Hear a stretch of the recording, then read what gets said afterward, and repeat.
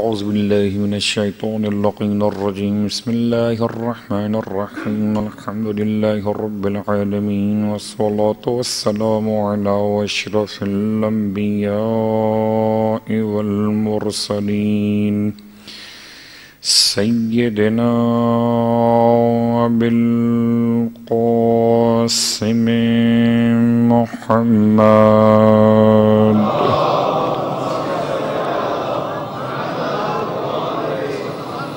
وقال أهل بيته الطيبين الطاهرين واللعنة الدائمة على أعدائهم أجمعين أما بعد فقد قال الله تبارك وتعالى في كلامه الحميد وفرقانه المجيد قوله الحق وهو أصدق القائلين بسم الله الرحمن الرحيم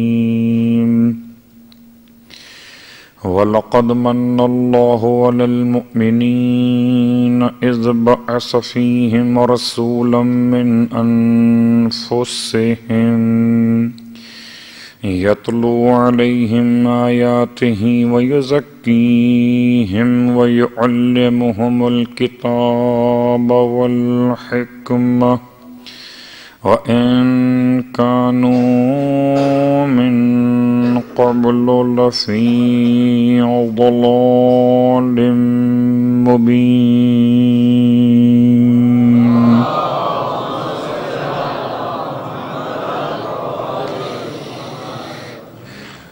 تمام تعریفیں اس خدائے مہربان کے لیے جس نے آسمان سے ابر رحمت کے ذریعے بارش کے قطرات کو زمین پر پہنچایا، اور تمام ہدیہ درود و سلام و نزوات مقدسات کے لیے جن کی محبتوں نے خدا کی نعمتوں کا شکریہ ادا کرنے کا طریقہ سکھا دیا۔ الحمدللہ الذی جعلنا من المتمسکین بالقرآن العظیم واجعلنا من المتمسکین بولایت علی بن ابی طالب علیہ السلام۔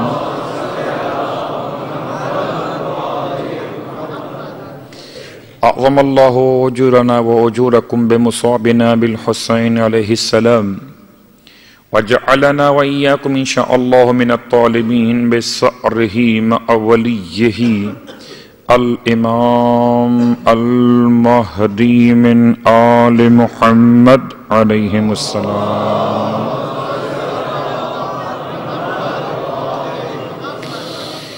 اما بعد، صاحبان ایمان کی خدمت اقدس میں واجب الاحترام صاحبان علم و ادب کی بارگاہ میں ایک طالب علم کی حیثیت لیے ہوئے مقام رسالت کے عنوان پر سورہ مبارکہ آل عمران کی آیت نمبر 164 سے اپنی گفتگو کا آغاز محرم کی 11 تاریخ سے کیا،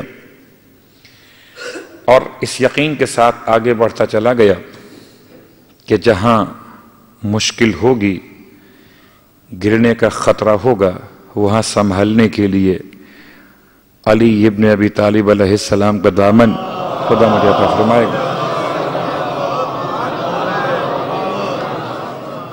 بہت طویل سفر ہے، اور اس میں کوئی شک نہیں ہے کہ سب سے مشکل موضوع توحید اور عنوان عدل کے بعد اگر سمجھا جا سکتا ہے تو صرف مقام رسالت کا موضوع ہے، اور جس کے ذہن میں مقام رسالت آ گیا تو نہ عدل مشکل رہا، نہ توحید کا عنوان مشکل رہا، اور جو رسول کو ہی نہ سمجھ سکے وہ بھلا عدل خدا کیا سمجھیں گے؟ اس لیے کہ عدل خدا کی مجسم تصویر کو محمد کہتے ہیں، وہ توحید کو کیا پہچانیں گے؟ اس لیے کہ موحد اول کو ختمی مرتبت احمد مجتبی محمد مصطفیٰ صلی اللہ علیہ وآلہ وسلم کس کو کیا پتا کہ توحید کیا ہوتی ہے؟ اول وہی تو ذات ہے، اس نے نور خدا کا مشاہدہ اس کیفیت کے ساتھ کیا کہ جس کو دیکھ کر خدا خود فرما رہا ہو لولاک لما خلقت الافلاک، حبیب اگر تجھے پیدا نہ کرتا تو میں یہ محفل سجاتا ہی نہیں۔ محفل سجی ہے صرف ایک کے لیے، وہ سمجھ میں آ گیا تو مقصد محفل مکمل ہو گیا، اور اگر وہی سمجھ میں نہ آ سکا تو سب کچھ سمجھ کر بھی جو محمد کو نہ سمجھا تو کیا سمجھا۔ تو مقام رسالت کے حوالے سے تصور کیجئے کہ وہ جو پہاڑوں سے اعلان کر رہے تھے، مکہ المکرمہ کی بلندیوں سے پکار رہے تھے قولوا لا الہ الا اللہ تفلحوا، ان کی آواز میں کتنا اثر تھا، سننے والے کتنے تھے، اثر کتنا تھا۔ البتہ اس پیغام پر جانے سے پہلے اور روزانہ کے وعدے کی بنیاد پر اللہ کے رسول کی ایک اور دعا، اور یہ دعا اللہ کے رسول نے تلاوت فرمائی ہے تو جبرائیل امین نازل ہوئے اور اللہ کے رسول کی بارگاہ میں ایک خبر دی، خبر بعد میں اور دعا پہلے۔ دعا کیا ہے؟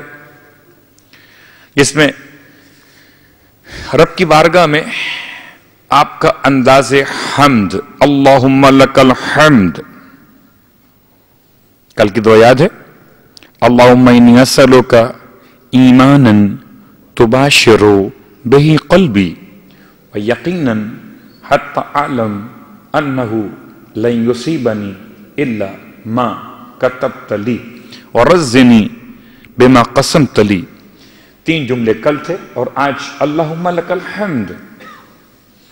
اس عظیم الشان پیغمبر کی دعا اس نے انسانیت کو مانگنے کا طریقہ سکھلایا، اس نے عبدیت کو ربوبیت سے اتنا قریب کیا کہ درمیان سے سارے واسطے نکل گئے۔ تم مانگو وہ سنتا ہے، تم سوال کرو وہ عطا کرتا ہے۔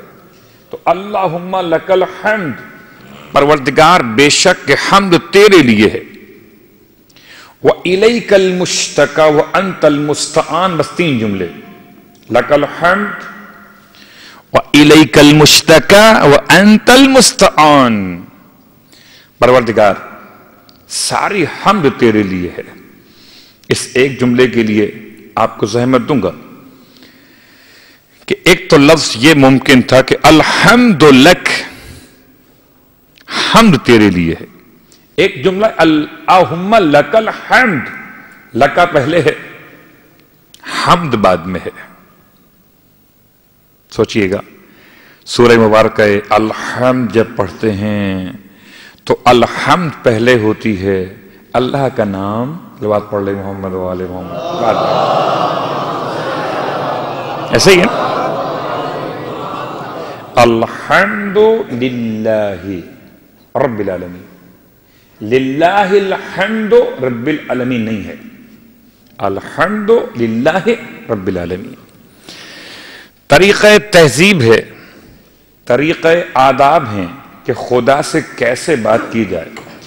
جب خدا خود اپنی حمد کو بیان کرتا ہے تو کہتا ہے الحمد للہ رب العالمین، اور جب اس کا نبی اس کی حمد کو بیان کرتا ہے، میں الفاظ پلٹ دیتا ہوں، جب محمود اپنی حمد کو بیان کرتا ہے تو کہتا ہے الحمد للہ رب العالمین، اور جب محمد محمود کی حمد کو بیان کرتا ہے تو کہتا ہے اللہم لک الحمد۔ اس جملے کو آپ نے بہت استعمال کیا ہے اور بہت معروف جملہ ہے، اللہم لک صمت، لوات پڑھ لے محمد و آل محمد۔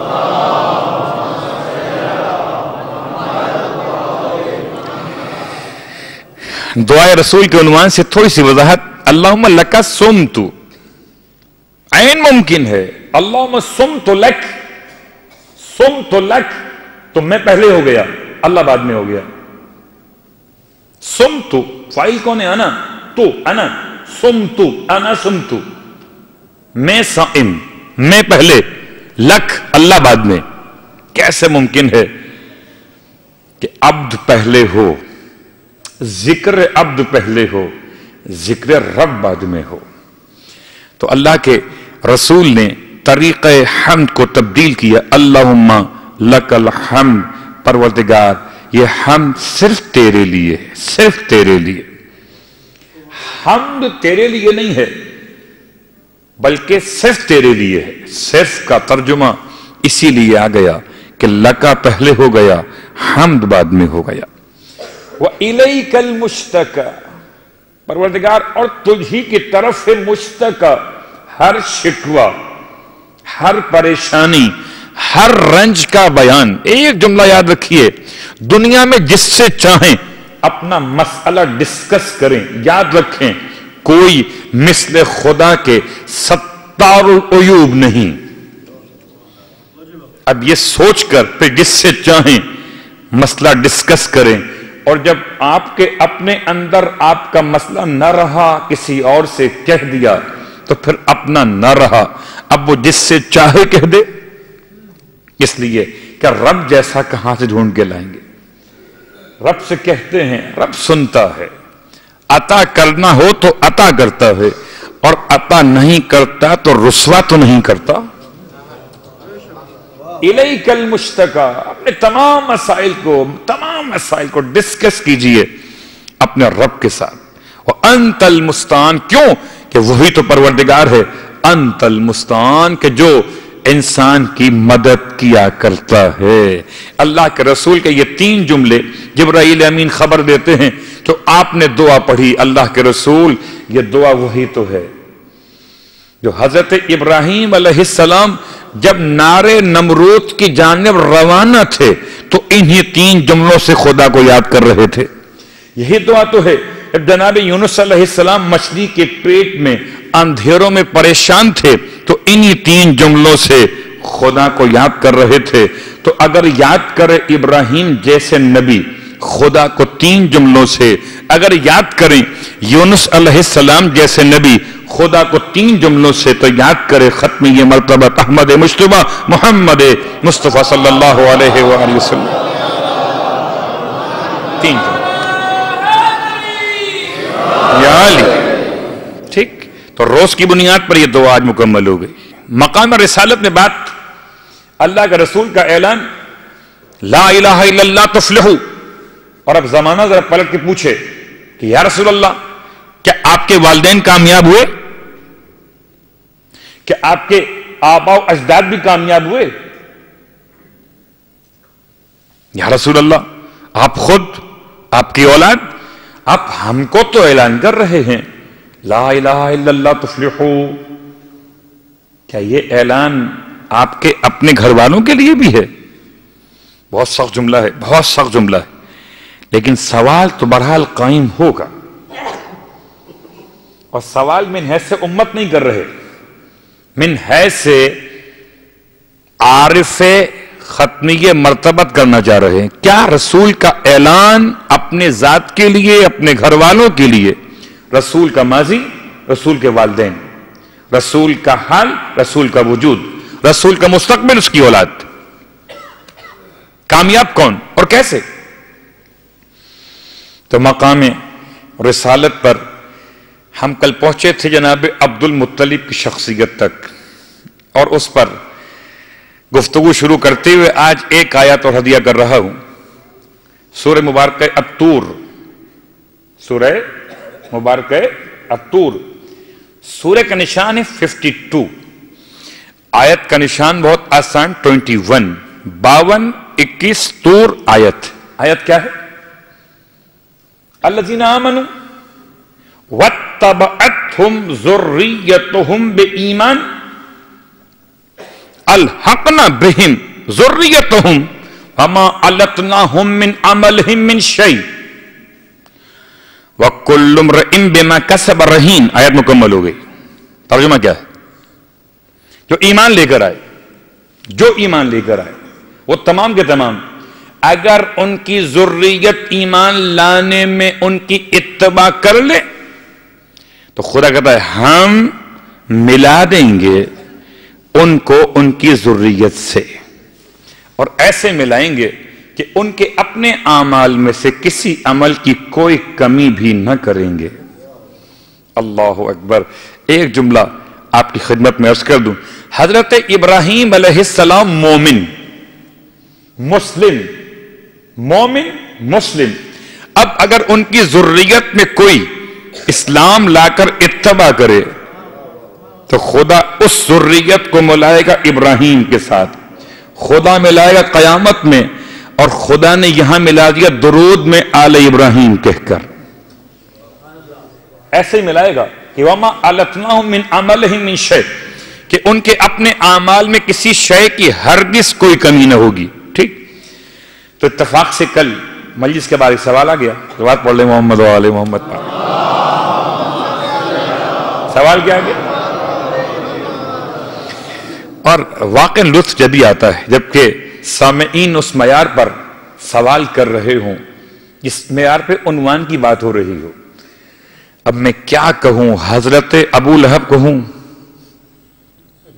حضرت کے دو معنی ہیں، ایک معنی اردو میں بڑے ہی حضرت ہو گئے، اور ایک معنی ہے اعلی حضرت، جو خاص طور پر برادران اہل سنت کا استعمال ہوتا ہے امام احمد رضا خان کے لیے، چھوڑ دیں ان کو، وہ الگ مقام ہے۔ اعلی حضرت یعنی ترجمہ حضرت ایک اچھے معنی میں، ایک خراب معنی میں۔ کوئی دلیل ہے؟ سورہ واقعہ، وَكُنْتُمْ أَزْوَاجًا ثَلَاثًا فَأَصْحَابُ الْمَيْمَنَةِ مَا أَصْحَابُ الْمَيْمَنَةِ وَأَصْحَابُ الْمَشْأَمَةِ مَا أَصْحَابُ الْمَشْأَمَةِ۔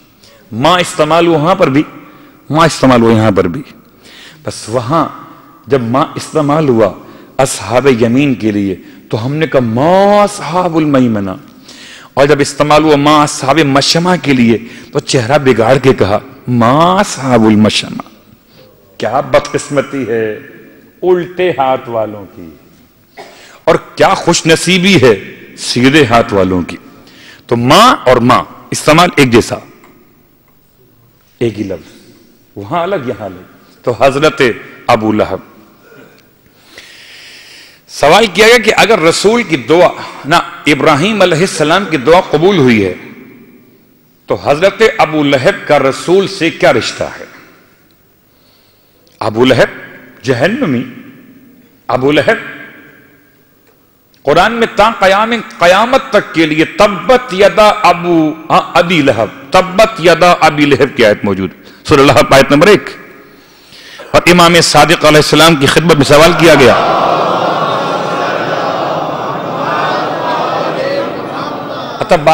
بعض قلم کار افراد نے حضرت ابو لہب کو ثابت کیا ہے کہ یہ ابو لہب کوئی اور ہیں اور جو چچا تھے وہ کوئی اور تھے، یہ الگ موضوع ہے، کبھی اگر اس موضوع پر بات شروع ہوئی تو پھر الگ سے بات کریں گے۔ اِنَّا شَانِئَكَ هُوَ الْأَبْتَرُ عنوان میں فی الحال بات ہو رہی ہے کہ ابو لہب کا سوال کیا گیا امام سے کہ ہم جو آیت پڑھتے ہیں کہ تبت یدا ابی لہب، ٹوٹ جائیں ابو لہب تیرے ہاتھ، تو وہ تو مر چکا، ہڈیاں بھی سڑ گئیں، گل گئیں، مٹی ہو گئیں، تو ابھی یہ آیت پڑھنے کا فائدہ ہے یا نہیں ہے؟ جواب دیجئے، ہے؟ آپ تو بول ہی نہیں رہے۔ اگر ہے تو کیوں ہے؟ جو مر گیا، جو ختم ہو گیا، جو مٹی ہو گیا، اس کے لیے کیوں پڑھتے ہیں پھر تبت یدا ابی لہب، ٹوٹ جائیں ابو لہب تیرے ہاتھ؟ تو یہ آیت پڑھتے رہیں گے تا قیامت تک، جی ایسا ہی ہے۔ تو کیا خدا کو نہیں معلوم تھا کہ ایک دن تو ایسا آئے گا کہ ابو لہب مر جائے گا؟ ماتا تو وہی ہے نا، ایک دن ایسا آئے گا کہ ابو لہب نہ ہوگا، تو پھر بیچارے مسلمان کیا پڑھیں گے؟ آیت تو اتار دی۔ اب بیچارے مسلمان جب ہوں کہ جب کہ ان کے لیے چارہ ساز آل محمد نہ ہوں، اس لیے کہ اس کو نہ سنو گے جو محمد کی زبانی، رہ جائے گا قرآن فقط ایک کہانی. ایک کہانی تھا وہ ہو گیا. ایک کہانی. قرآن کو اطرت سے جدا کر کے تو دیکھو, ہر لفظ کہے گا ہیں 72 میرے معنی. ٹھیک ہے. تو ابو لہب کا مسئلہ سورہ لہب آیت نمبر 1 کیا پڑھتے ہیں, اور بغیر ترجمے کے قرآن پڑھنا ایسا ہی ہے جیسے بغیر سمجھے ہوئے کسی ڈاکٹر کے پرسکرپشن کو پڑھنا. صلوات پڑھ لے محمد وآل محمد.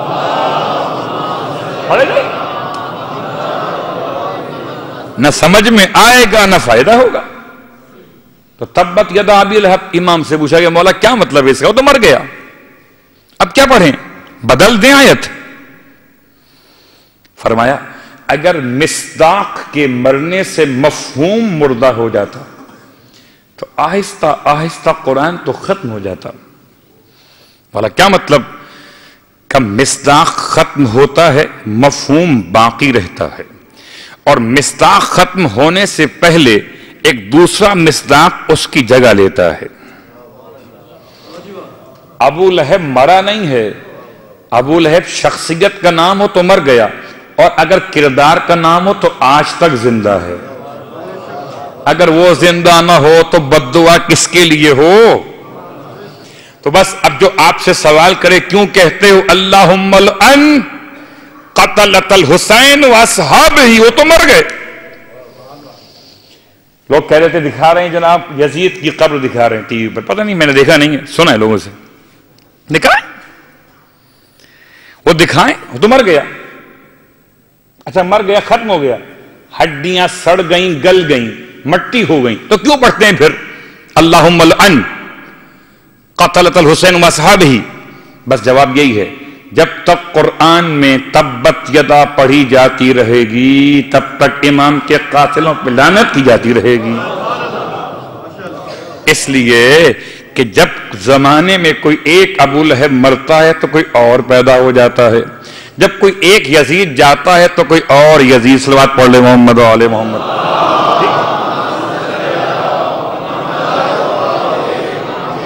تو سوال یہ تھا کہ یہ رشتہ دار ہے اللہ کے رسول کا. معروف مسئلہ بھی یہی بیان کر رہا ہوں, غیر معروف ایک بحث لگے. تو اس ابو لہب کو رسول کی رشتہ داری کی بنیاد پر ہم اس آیت میں کیسے فٹ کریں گے. کون سی آیت؟ جناب ابراہیم علیہ السلام کی دعا جو کل پڑھ رہے تھے, پرسوں پڑھ رہے تھے, ربنا واجعلنا مسلمین لک وَمِن ذُرِّيَّتِنَا أُمَّةً مُسْلِمَةً لَكَ. پروردگار ہم دونوں کو اپنا مسلمان بنا اور ہماری ذریت میں سے ایک امت مسلمہ قرار دے. تو ماشاءاللہ قابل فہم صاحبان ایمان موجود ہیں. لفظ من اگر آیت میں نہ ہوتا تو پھر ابو لہب نہ ہوتا. لفظ من اگر آیت میں نہ ہوتا تو پھر ابو لہب اس پارٹی کا نہ ہوتا, اسی پارٹی کا ہوتا. تو ابو لہب کا اس پارٹی سے ہونا لفظ من کے استعمال کی بنیاد پر ہے کہ وہ جانتا ہو کہ نہ جانتا ہو, مورخ پہچانتا ہو کہ نہ پہچانتا ہو, خدا خلاق دو جہاں تو جانتا تھا کہ ایسے بھی لوگ اولاد ابراہیم میں آئیں گے جو ابو لہب کہلائیں گے, ابو جہل ہوں گے. ایسے لوگ بھی تو آئیں گے نا, تو ان کے لیے آسان عنوان قرار دیا. وَمِن ذُرِّيَّتِنَا مانگنے والا بھی اتنا بافہم ہے, وہ یہ نہیں کہتا کہ وہ ذُرِّيَّتَنَا نہیں, من ذُرِّيَّتِنَا, میری ذریت میں سے. من بازیت ہے, تھوڑے سے افراد ایسے قرار دے کہ جو امت مسلمہ ہوں, تجھ پر اسلام لانے والے ہوں. اب اگر 300 نام مل جائیں, 400 نام مل جائیں, حضرت حمزہ ابن عبد المطلب اسلام لائے,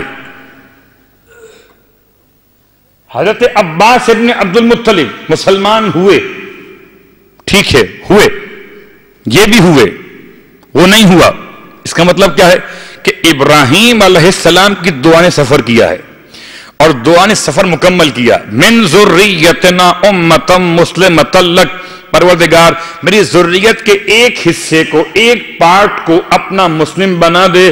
تو بھائی مسلمان، اگر تو یہ تلاش کر سکتا ہے، یہ تلاش کر سکتا ہے کہ ابو جہل کون، ابو لہب کون، عباس پہلے کافر کیوں، حمزہ پہلے مسلمان نہ تھے وہ کیوں، تو یہ بھی تلاش کر کہ پہلا مسلمان کون، رسول کے آباء و اجداد میں مسلم کون، ملت ابراہیم صلوات پڑھ لے محمد و آل محمد. تلاش کر.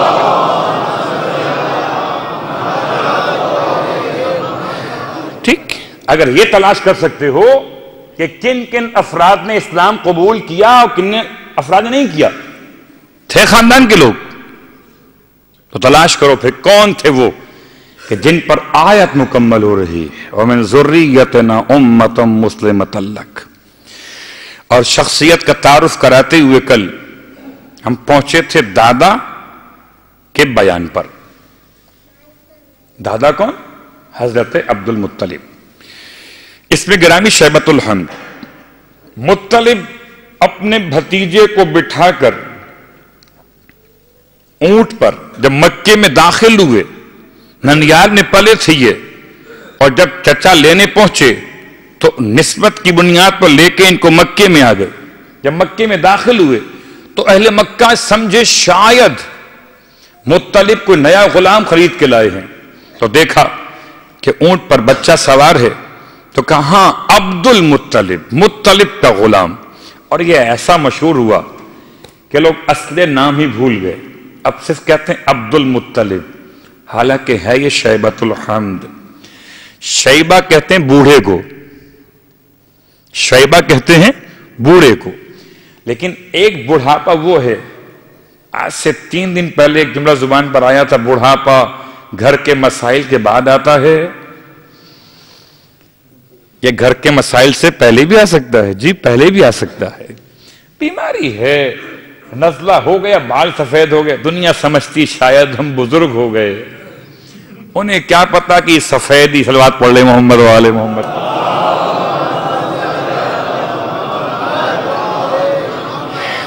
تو ایک ضعیفی مرض ہے، ایک ضعیفی کمزوری ہے، ایک مرض ہے، ایک کمزوری ہے، ایک پریشانی ہے.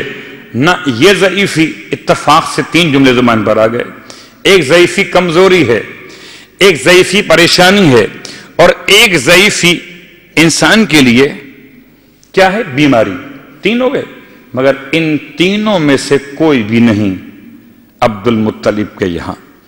اس لیے کہ مکے کے کافر بھی جب نام لیتے تھے تو شیبۃ الحمد کہتے تھے کہ وہ بالوں کی سفیدی جو نہ آئی ہے بیماری کی بنیاد پر، نہ آئی ہے پریشانی کی بنیاد پر، نہ آئی ہے کمزوری کی بنیاد پر، آئی ہے تو تعریف کی بنیاد پر آئی ہے. جس کے دادا کو شیبۃ الحمد کہتے ہیں اسی کے پوتے کو تو محمد کہتے ہیں. حمد اور محمد آپس میں ایک ہی مادے کے لفظ ہیں، شیبۃ الحمد. اور ان کے وہ مسائل بیان کرتے ہوئے پھر میں آیت کو دوبارہ ریپیٹ کروں گا. ویسے تمام تر مکتب اہل بیت کے علماء نے اسے کوٹ کیا ہے. آیت یاد رکھیے گا، سورہ مبارکہ شعراء کی آیت نمبر 218 اور 219. الذی یراک حین تقوم، وہ خدا تجھ کو دیکھ رہا تھا جب تو قیام کرتا تھا. وَتَقَلُّبَكَ فِي السَّاجِدِينَ، اور جب تو سجدہ گزاروں کے صلب سے منتقل ہوتا تھا خدا تجھ کو دیکھ رہا تھا. اس کا ترجمہ، اس کی تفسیر خاندان رسالت کی طہارت کی عنوان پر قائم کی گئی ہے، ایک کے بعد ایک پاکیزہ صلب. انشاءاللہ آگے چلیں گے تو رسول کے اپنے الفاظ کا پورا خطبہ بیان کروں گا کہ رسول نے کس طرح اس کو واضح کیا ہے. البتہ مقام عبد المطلب کیا خدمات ہیں آپ کی؟ کچھ خدمات تو کل بیان کی تھیں اور کچھ آج بیان کرنا ہے. چلیے ان میں سے میں نے 15 باتیں کل اناؤنس کی تھی کہ سنت عبد المطلب 15 ہیں جو اسلام نے قرآن کے ذریعے سے اور سنت ختمی مرتبہ صلی اللہ علیہ وآلہ وسلم کے ذریعے سے قائم فرمائی.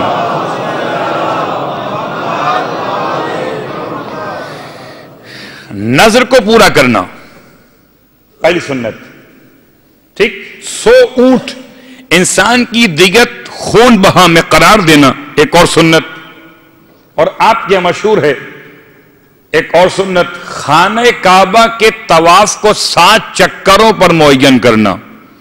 7 چکر تو تھے ابراہیم کے زمانے میں اور چلے آئے آل ابراہیم کے زمانے میں، البتہ مکے کے کافر بھول گئے کہ کتنے چکر تھے، جس کے ذہن میں جتنے چکر آتے تھے اتنے چکر لگا کے نکل جاتا تھا۔ کسی نے کم لگائے، کسی نے زیادہ لگائے، بس لگائے تو عبد المطلب نے صحیح لگائے، نہ ادھر کم نہ ادھر زیادہ، ہیں بس 7۔ اور ایسے کہ تا قیام قیامت تک اب 7 چکروں کو طواف کا نام دیا جاتا ہے۔ سلام ہو عبد المطلب پر کہ طواف کے چکروں کو 7 معین کیا، وَجَعَلَهُ 7 أَشْوَاطٍ۔ اور ایک اور اس میں آپ کی سنت قائم ہوئی کہ آپ کے اس بیان سے پہلے، آپ کی سرداری سے پہلے لوگ برہنہ ہو کر کعبے کا طواف کیا کرتے تھے۔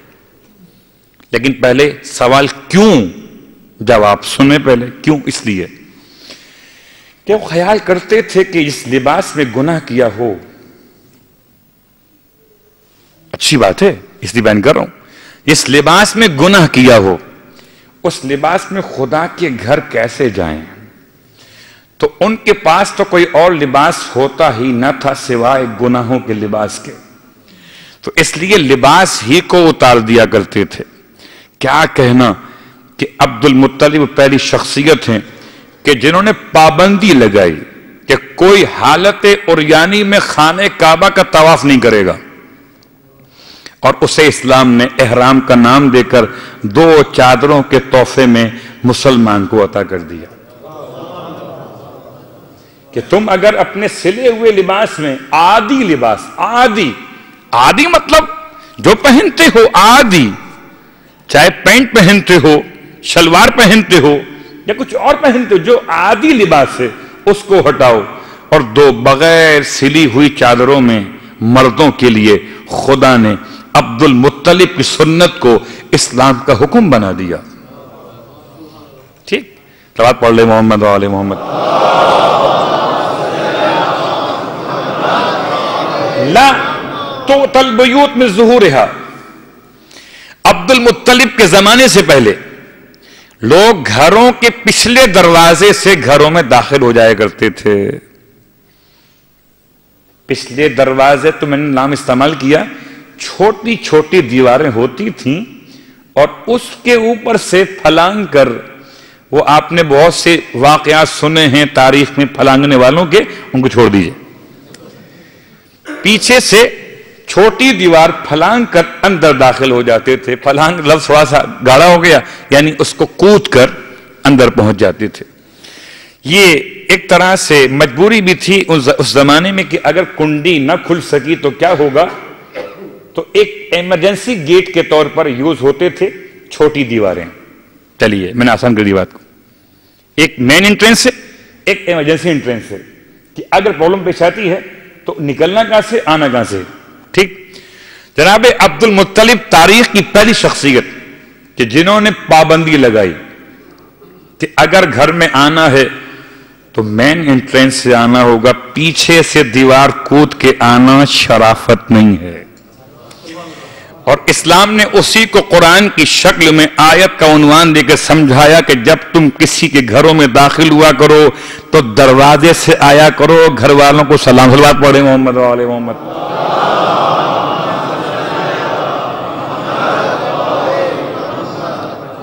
ٹھیک، جناب عبد المطلب کے سنتوں میں سے بعض احکامات آپ نے سسٹم رائج کیا۔ کیا سسٹم؟ النہی عن قتل المعتدہ، وہ جو بچیوں کو زندہ دفن کیا کرتے تھے، جناب عبد المطلب نے اس کو باقاعدہ لا کے طور پر، قانون کے طور پر نافذ کیا۔ ٹھیک ہے کوئی چھپ کر کرتا ہو تو الگ موضوع ہے، مگر معاشرے میں اس کو ایک اچھائی کا رنگ دینے کے بجائے آپ نے اس کو ایک برائی کے نام سے اناؤنس کیا. یہ بری بات ہے. النہی عن قتل المعودہ، خبردار پیدا شدہ بچی کو دفن مت کرنا، یہ ہم نافذ کر رہے ہیں مکے میں. ٹھیک. اور اس کے بعد پھر لوگ رات کے اندھیرے میں جاتے تھے، دن کی روشنی میں کسی کی ہمت نہ ہوتی تھی. ایک جملہ آپ کی خدمت میں یہاں عرض کر دوں. ایک شخص وہ ہے جس کو اللہ کے بارگاہ سے 12 بیٹیاں ملی. کتنی؟ 12. اور اس نے 12 کے 12 دفن کر دی. یعنی میرا پڑھنا آسان، آپ کا سننا بھی آسان. تصور کیجئے کسی مردہ کو دفن کرنا کیسے ہوتا ہے اور کسی زندہ کو دفن کرنا کیسے ہوتا ہے. آخری بچی تو اتنی بڑی ہے کہ باپ کو آواز دے رہی ہے، باپ کو پکار رہی ہے، اور اس کو معاشرے نے اتنا بڑا مقام دیا. وہ کیا کہنے، تم نے بڑا کام کیا، تم بہت بہادر ہو، بڑے شجاع ہو. اسی لیے جب اسلام نمودار ہوا عرب کی سرزمین پر، لوگوں نے اس سے کہا تم بھی اسلام قبول کر لو. یہ پیغمبر کے پاس آئے یہ صاحب، عاصم بن قیس اس کا نام ہے. پیغمبر کے پاس پہنچا اور دیکھا پیغمبر کے پاس کچھ غلام بیٹھے ہوئے ہیں، کچھ کالے بیٹھے ہوئے ہیں، کچھ غریب بیٹھے ہوئے ہیں. کسی کے ہاتھ میں مٹی ہے، کسی کے سر میں خاک ہے، کسی کے کپڑے بوسیدہ اور پھٹے ہوئے ہیں. کہنے لگا اگر آپ کے اسلام میں ان کے علاوہ کوئی اور مقام بھی ہے مجھے دے دیجیے. ان غلاموں کے ساتھ تم نہیں بیٹھ سکتا، کوئی اگر آپ کے اسلام میں کوئی بڑا مقام ہو تو مجھے دیجیے، میں آ جاتا ہوں آپ کے یہاں، اور اگر نہیں ہے تو میں نہیں آ سکتا. اللہ کے رسول نے پوچھا تم ہو کون؟ کہ میں آپ کو نہیں معلوم؟ ارے مجھے اہل مکہ کہتے ہیں کہ بڑا بہادر ہے. میں واحد شخص ہوں مکے کا جس نے اپنی 12 بیٹیاں اپنے ہاتھ سے زمین میں دفن کی ہیں.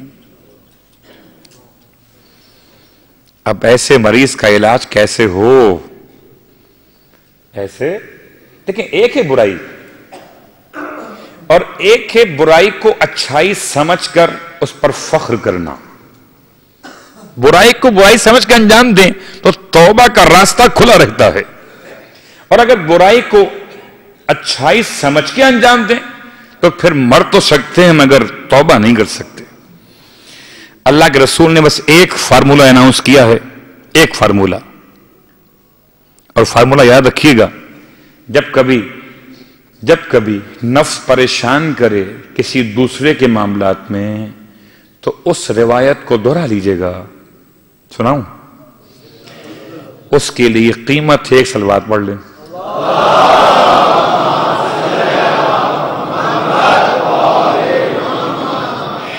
فارمولہ کیا؟ فرمائے من لا یرحم لا یرحم. یاد رکھ، جو رحم نہیں کرتا اس پر رحم نہیں کیا جاتا. یہ جملہ جب کبھی اپنے نفس کے معاملات کسی اور کے ساتھ شروع ہوں اور انسان رحم سے دور ہونے لگے، جملہ یاد کر لے، جو کسی پر رحم نہیں کرتا خدا بھی اس پر رحم نہیں کرتا. تو عبد المطلب شخصیت ہے کہ جنہوں نے بچیوں کو زندہ درگور ہونے کے حوالے سے معاشرے میں ایک قانون پاس کیا گیا، یہ ایک جرم ہے اور جرم کے طور پر قبول کیا جائے. ٹھیک. تحریم القتل، قتل حرام قرار دیا. تحریم الزنا، زنا حرام قرار دیا. اور زنا حرام قرار دینے کے ساتھ ساتھ نفی ذوات الرعیات پورے معاشرے میں منادی کرا دی گئی کہ کوئی اپنے گھر پر جھنڈے لگا کر دعوت زنا نہ دے گا. عبد المطلب. میرا واقعا یہ پڑھنا آسان لگ رہا ہے مجھے، لیکن اس معاشرے میں جہاں لوگ فخر کرتے ہیں، جہاں لوگ پہچانے جاتے ہیں کہ فلاں کی دادی جھنڈے والی، فلاں کی نسبت فلاں کے ساتھ، فلاں کی نسبت فلاں کے ساتھ، بس کیا کہنا، اتنا پاکیزہ خاندان خود ہی پاک نہ تھا بلکہ معاشرے کو پاک کر رہا تھا۔ نفیو ذوات الرعیات، آپ نے پابندی لگا دی کہ کوئی اس عنوان سے پہچان قائم نہ کی جائے۔ والحد علیہ، اور زنا پر پہلی بار حد حضرت عبد المطلب کے دور میں شروع ہوئی۔ وقطع ید السارق، چور کے ہاتھ کاٹنے کا پہلا حکم اسلام میں بعد میں آیا، عبد المطلب کی زبان پر پہلے آیا ہے۔ گرچہ وہ تفصیل اپنے مقام پر ہے کہ کتنے ہاتھ کاٹے گئے، اور آج ہاتھ کاٹنے کے مسئلے پہ اتنا اختلاف ہو گیا۔ ارے یہ اختلاف کیسا ہے؟ ہاتھ باندھنا ہو تو اختلاف ہے، ہاتھ کاٹنا ہو، صلوات پڑھے محمد وآل محمد۔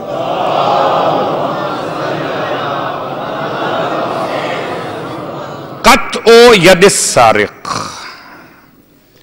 اس کے بعد آپ نے کچھ اور اناؤنسمنٹ بھی کیے تھے، وہ کیا تھے؟ فرمایا کہ لا ينفقوا صیغہ معلوم ہے، لا ينفقوا اذا حجوا الا من طیب اموالہم، کہ کوئی اپنے مال حرام سے حج کو نہیں کرے گا، جو حج کرے گا مال طیب سے کرے گا، مال پاکیزہ سے کرے گا۔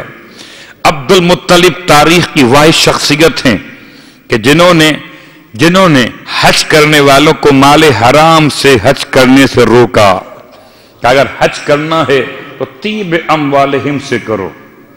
اب جب تک مسلمان اپنے پاکیزہ اموال سے حج کرتے رہیں گے، عبد المطلب کے نامہ اعمال میں حج کا ثواب لکھا جاتا رہے گا۔ ٹھیک؟ والقرأۃ، اور آپ نے ہی قرأ فال نکالنے کے عنوان کو قائم کیا۔ قرأ مسائل کے اختلاف کے حل کے لیے قرآن اندازی، وہی جملہ جو آپ سنا کرتے ہیں، جناب عبداللہ اور 100 اونٹ، عبداللہ اور ان کے 9 بھائی، ایک کے بعد ایک نہیں، عبداللہ پہ آتا ہے قرآن، عبداللہ اور 100 اونٹ۔ اب قرآن کس کے نام پر آئے گا؟ اونٹ بڑھاتے گئے یہاں تک کہ 100 ہو گئے۔ قرآن حضرت عبد المطلب نے بطور حکم مکے میں نافذ کیا۔ ایک اور جملہ بھی ہے، وَإِضَافَةُ الضَّيْفِ، آپ نے پہلی بار مہمانوں کی مہمان نوازی کو 3 دن تک پہنچایا۔ بھائی میرا تو پڑھنا ہے، آپ کا سننا ہے۔ کوئی مہمان آتے تھے 1 گھنٹے کے لیے، 2 گھنٹے کے لیے، اور آپ کو معلوم ہے قوم لوط کے مہمان نوازی کے مسائل کیا تھے۔ اگر وہ یاد ہے تو آپ پہچانیں گے کہ عبد المطلب نے مہمان نوازی 3 دن کی حد قائم کی۔ اضافت الضیف کا مہمان نوازی بڑھا دی جائے، 1 دن نہیں، 2 دن نہیں، 3 دن تک رہے گی۔ آپ کے زمانے میں تعظیم الاشہر الحرم، خدا کے محترم مہینوں کا احترام اور عظمت عبد المطلب نے باقاعدہ قانون کے طور مکے میں نافذ کیا۔ اب جو لوگ کہتے ہیں جناب مکے کے کافر بھی محترم مہینوں میں اس کا احترام کیا کرتے تھے، کیوں کرتے تھے؟ کہ عبد المطلب نے اس کو باقاعدہ قانون پاس کیا تھا۔ اب جو قانون توڑنے والے ہیں وہ تو آج بھی ہیں، صلوات پڑھ لے محمد والے محمد۔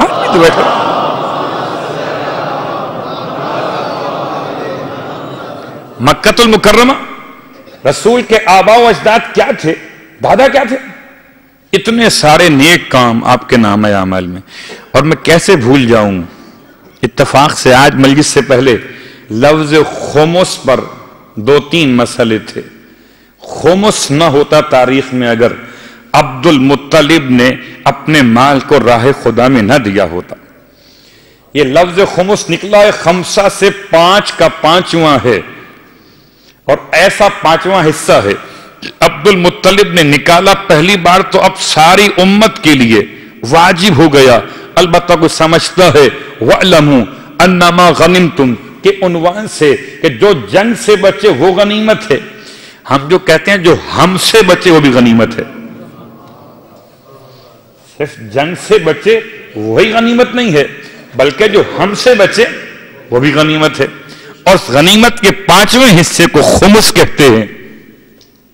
تو آیت قرآن تو بعد میں آئی ہے، اور حکم خمس جناب عبد المطلب نے پہلے اپنے اوپر نافذ کیا اور اس کے بعد تمام قوم میں رائج کیا. جو قبول کرتا تھا اس کے لیے بیان کرتے تھے. عبد المطلب کی شخصیت شہرستانی بہت بڑا نام ہے. علماء اہل سنت میں کتاب کا نام الملل والنحل، اور اس میں وہ ایک خاص عنوان قائم کیا گیا کہ ایک مرتبہ مکے میں پھر بارش نہیں ہوئی اور لوگ جمع ہو گیا ہے. عبد المطلب بارش نہیں ہو رہی ہے، بارش نہیں ہو رہی ہے، تو آپ دعا کیجئے نا. آواز دی ابو طالب جاؤ لاؤ بیٹے کو ہمارے. کون بیٹا؟ کون بیٹا؟ اللہ اکبر. کوئی کیا وسیلہ بنائے گا محمد کو کلمہ پڑھنے کے بعد؟ وہ بنا گیا وسیلہ اس وقت بھی جب دنیا نے کلمہ سیکھا ہی نہ تھا. اس وقت وسیلہ بنا لیا. اور کہتے ہیں وہ دودھ پیتے ہوئے بچے تھے اللہ کے رسول، اور جو اس زمانے میں کمبل یا کپڑا بچے کو لپیٹنے کے لیے باندھا جاتا تھا، اسے ابھی آج باندھتے، اس میں لپٹے ہوئے تھے. اسی حالت میں لا کر جناب ابو طالب نے اپنے بابا کو دیے، اور بابا نے اس بچے کو لے کر جانب آسمان صحن خانہ کعبہ، سامنے کعبہ، اوپر مالک کعبہ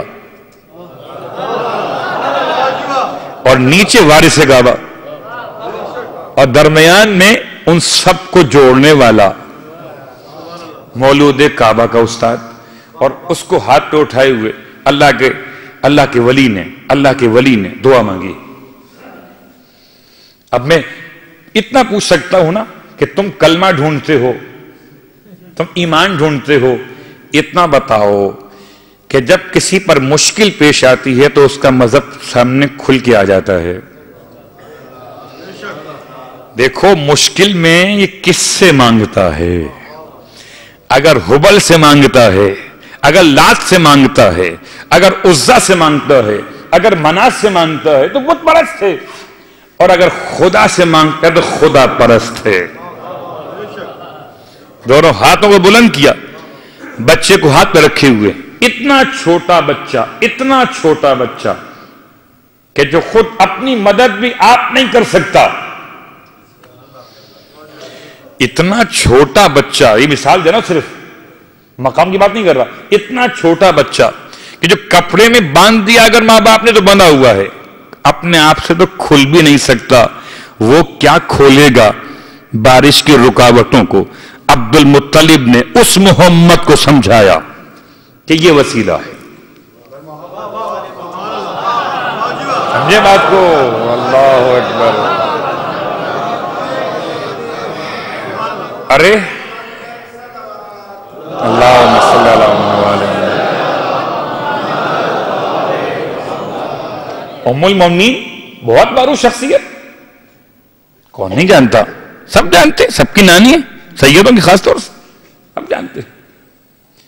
اور اس خاتون کی خدمت میں جب مدینے میں قحط پڑا، لوگ آئے تھے رسول کے بعد، اور آنے کے بعد کہا کہ ام المومنین مشکل ہے، بارش نہیں ہو رہی ہے، کیا کیا جائے؟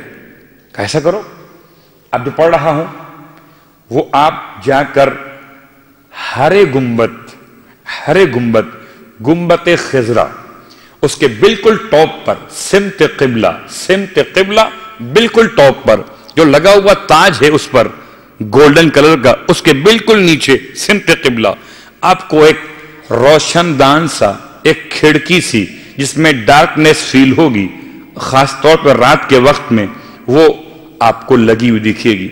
عجیب لوگ ہیں، کا نیٹ پہ آیا ہوا ہے جیسے کوئی اس پر انسان چپکا ہوا ہے. میں نے خدا کے لیے کچھ سچ بولا کرو بھیا، یہ نیٹ سے تم کہاں اٹھا کے لاتے ہو؟ اور کیا سارے نیٹ پر آنے والے مسائل علمی ہی ہوتے ہیں؟ حیرت کی بات ہے، بہت سے مسائل بڑے مشکل بھی ہوتے ہیں. تو مجھ سے واقعی ایک حاجی صاحب نے کہا تھا، واللہ عالم بالصواب، میں نے دیکھا نہیں ہے اپنی آنکھوں سے نیٹ پر، اس نے بیان کیا تھا کہ کوئی سانپ توڑنے آئے تھے اس کو اور وہ چپک گئے اوپر. اللہ کیوں ایسی باتیں کرتے ہو؟ یہ آدمی نہیں ہے بھیا، روشن دان ہے. اس کے پیچھے واقعہ ہے. واقعہ یہ ہے کہ رسول کی زوجہ کے پاس لوگ آئے اور آنے کے بعد کہا کہ بارش نہیں ہو رہی. آپ تو مومنوں کی ماں ہے نا، اور ماں کو دعا کرنی چاہیے، بتائیں کیا کریں. فرمایا کہ دیکھو رسول کی قبر مبارک جس حجرے میں ہے، اس حجرے کی جو چھت ہے اس چھت میں سوراخ کر دو. ایسے سوراخ کرو کہ رسول کی قبر زیر آسمان ہو جائے. تو جو کپڑے میں لپٹا ہوا ہو دادا کے ہاتھوں پر، وہ کفن میں لپٹا ہوا ہے لحد کے ہاتھوں پر، وہاں بھی وسیلہ ہے یہاں بھی وسیلہ ہے. جیسے ہی امت نے ام المومنین کی بات پہ عمل کیا اور رسول کے حجرے کی چھت میں سوراخ کیا اور وہ قبر پیغمبر زیر آسمان بڑھے نہ ہوئی، نیچے آ گئی، بالکل آسمان کے نیچے ہو گئی، تو خدا کی رحمت کو جوش ہوا. منو مٹی کے نیچے پیغمبر کی اگر وجود اقدس کفن میں لپٹا ہوا بھی ہو تو وسیلہ رحمت ہے. ادھر نیچے آئی قبر، ادھر بارش. صلوات پڑھے محمد و آل محمد.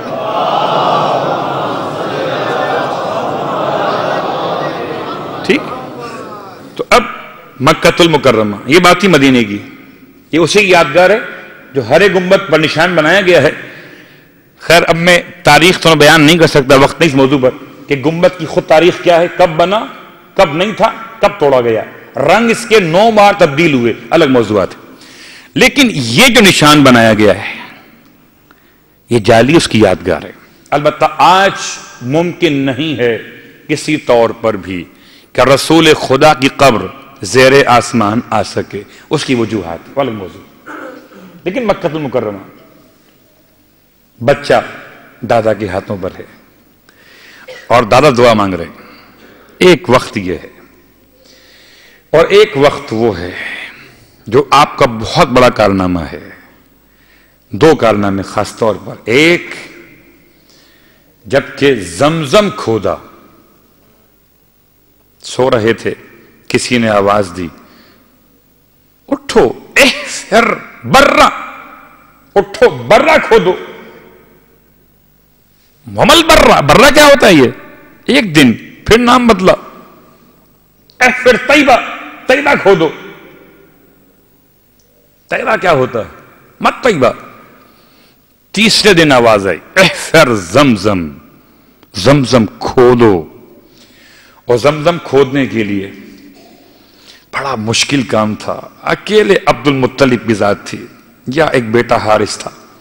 بڑا مشکل کام تھا، اس لیے کہ جہاں بڑا بت لگا ہوا تھا اس کے بالکل سامنے صحن میں گڑھا کھودنا تھا. نشان بتایا گیا، کیا کہنے، یا ابراہیم کو گھر کے نشان بتائے گئے تھے یا فرزند ابراہیم کو زمزم کی جگہ بتائی جا رہی تھی. اس پہ یقین رکھتے ہو، اس پہ شک کیوں ہے؟ زمزم ہی نہ ملتا شک کرنے والوں اگر عبد المطلب کی ذات نہ ہوتی. پھر تم منرل پی رہے ہوتے. صلوات پڑھے محمد و آل محمد. مکے جا کر بھی کیا پی رہے ہوتے؟ منرل نا. کھاری پانی کون پیتا ہے سمندر کا؟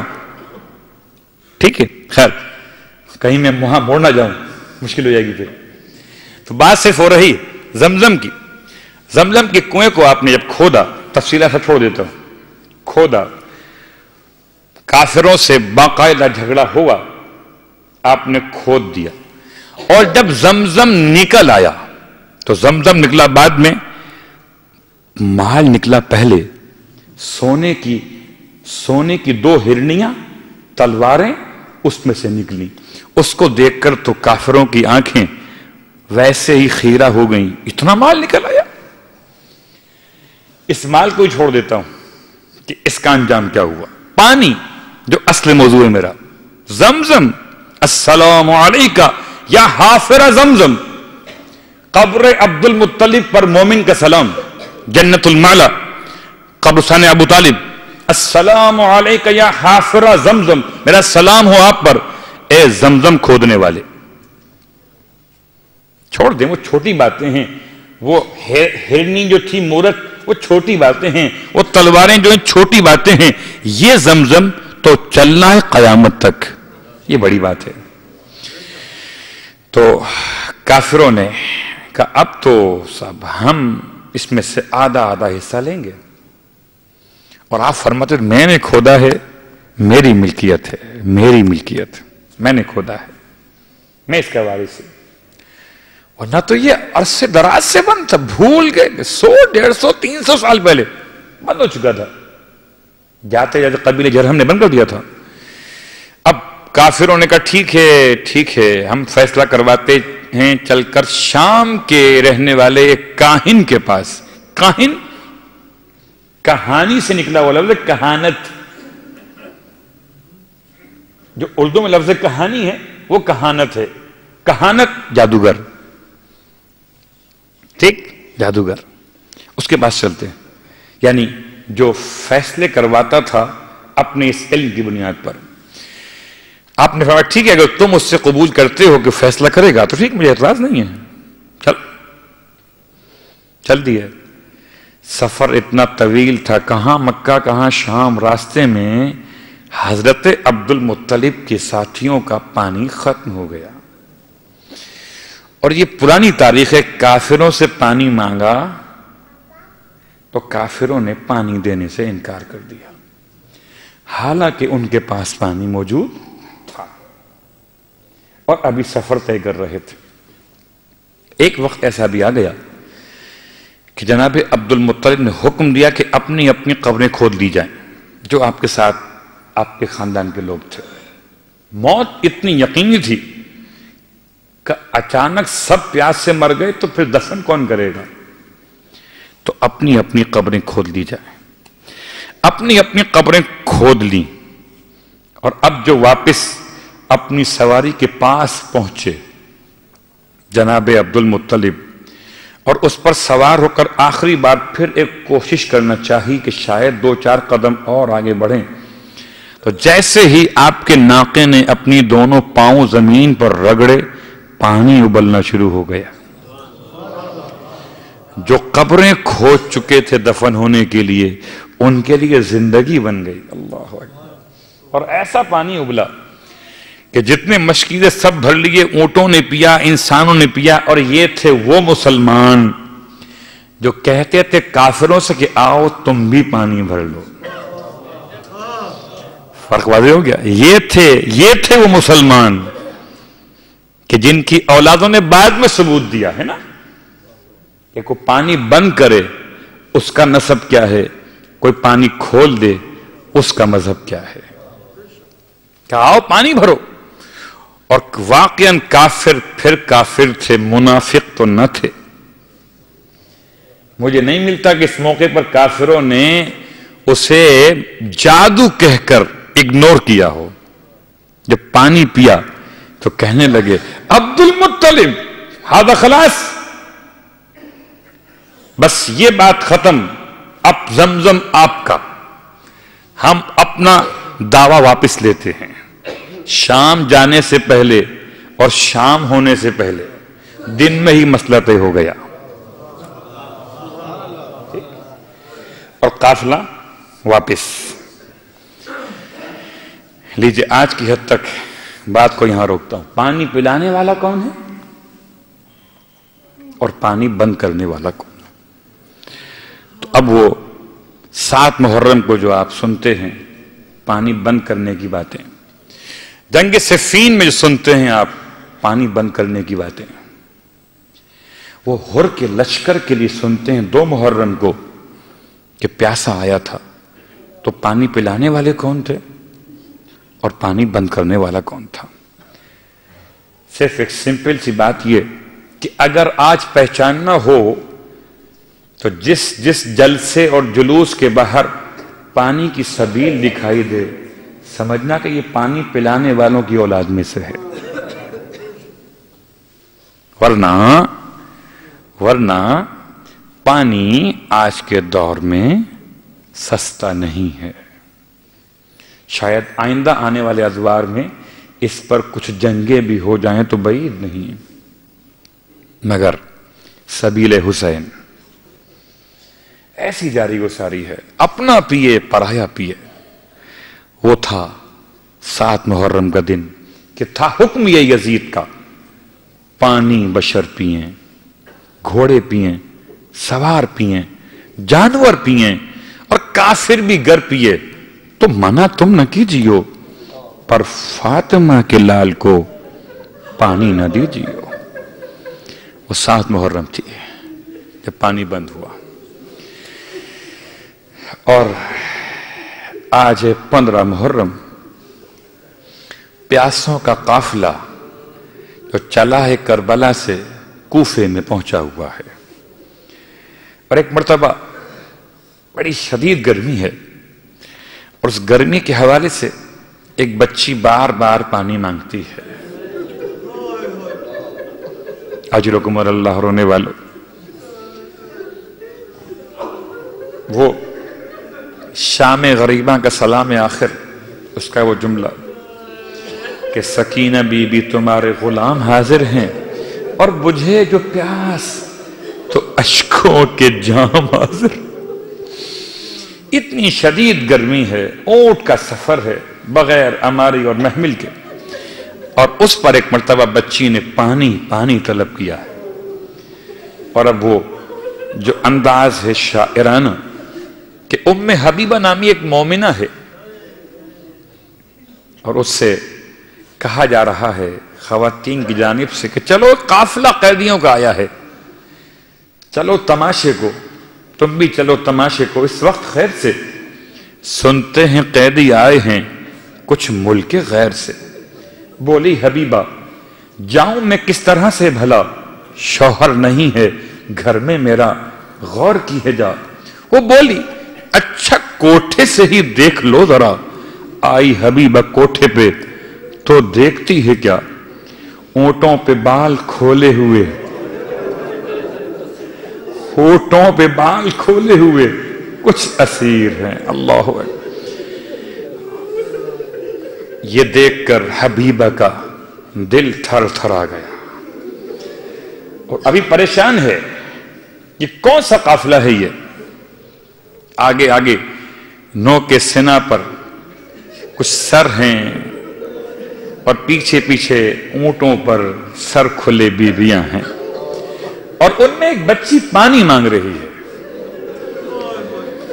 حبیبہ اپنے گھر سے کہتے ہیں گھر سے نکل کے باہر آ گئی، یا چھوٹی چھوٹی گلیاں ہیں، کوٹھے پر بیٹھی ہے، وہیں سے پانی اوپر سے بچی کو پیش کیا اپنے گھر کی چھت پر سے. اور بچی پانی لینا چاہتی تھی. حبیبہ کے الفاظ تھے یہ پانی پی لے قیدن بچی، اور میرے حق میں دعا کر دے. سنا ہے خدا قیدیوں کی دعا جلدی قبول کرتا ہے. اللہ اکبر. رونے والوں، ایام ازاں ہیں، جتنا روگے اتنا اجر و ثواب حاصل کرتے جاؤ گے. اور واقعاً اس رقت و گریہ میں اگر کوئی بے اولاد ہو، جناب سکینہ کا واسطہ دے کے دعا مانگے، انشاءاللہ مشکل حل ہوگی. جناب سکینہ نے پانی مانگا، اس نے پانی دیا تو ہے مگر دعا کی بات کر دی. جناب زینب کبریٰ نے فرمایا بیٹی پانی بعد میں پینا، پہلے اس کی دعا تو پوچھ لو. طریقہ اہل بیت، پانی بعد میں پینا، پہلے دعا پوچھ لو. بچی دعا پوچھتی ہے، کیا کہنا چاہتی ہے؟ اے معظمہ مجھے پانی پلا کر کیا دعا منگوانا چاہتی ہے؟ کہ میری پہلی دعا تو یہ ہے کہ جیسے تم قید ہوئے، تم اسیر ہوئے، ایسے کبھی میرے بچے اسیر نہ ہوں. اللہ اکبر. رونے والوں، بس یہ جملہ قیامت کا تھا کہ کوئی سکینہ سے کہے کہ اس کے حق میں دعا کر دے کہ جیسے سکینہ قیدی بنی ایسے اس مومنہ کے بچے قیدی نہ بنے. بچی نے دعا کی ہوگی میرے الفاظ میں کیا ادا کر سکتا ہوں. دعا کی ہوگی پروردگار تجھے میرے بابا کا واسطہ جیسے مجھے تماچے لگے اس کے بچوں کو تماچے نہ مارے جائیں, جیسے میرے کانوں سے گوشوارے نوچے گئے ایسے اس کے بچوں کے گوشوارے نہ نوچے جائیں. اور جیسے میرے دامن میں آگ لگی ایسے اس کے بچوں کے دامن میں کبھی آگ نہ لگے. اور جیسے مجھے رسیاں باندھی گئی ایسے اس کے بچے کبھی اسیر نہ ہو. پہلی دعا تو یہ ہے. دوسری دعا کیا ہے؟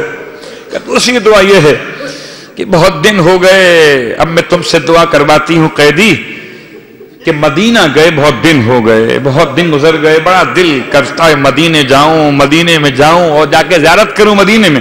بس یہ سننا تھا کوفے میں جب مدینے کا نام سنا جناب زینب کبریٰ نے تڑپ گئی, پوچھا اے معظمہ مدینے میں کہاں جائے گی, کس کو جانتی ہے؟ کہ محلے بنی ہاشم میں میرے سردار رہتے ہیں, میں ان کے سلام کو جانا چاہتی ہوں, دعا منگوا رہی ہوں.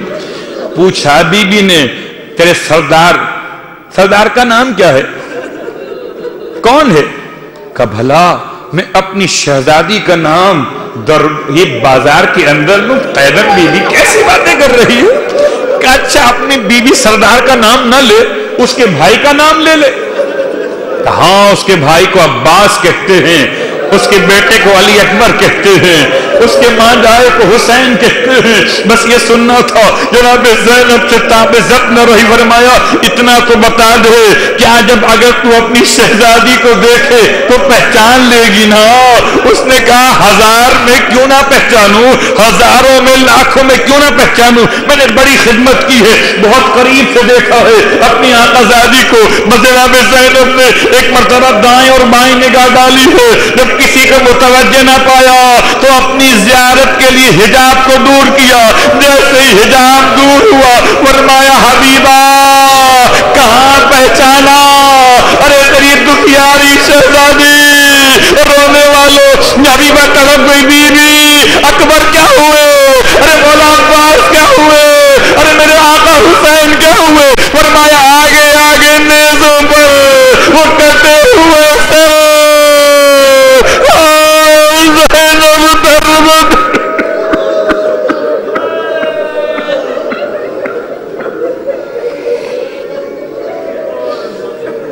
اللہ ولعنۃ اللہ علی اعدائهم اجمعین. وسيعلم الذين ظلموا أي منقلب ينقلبون.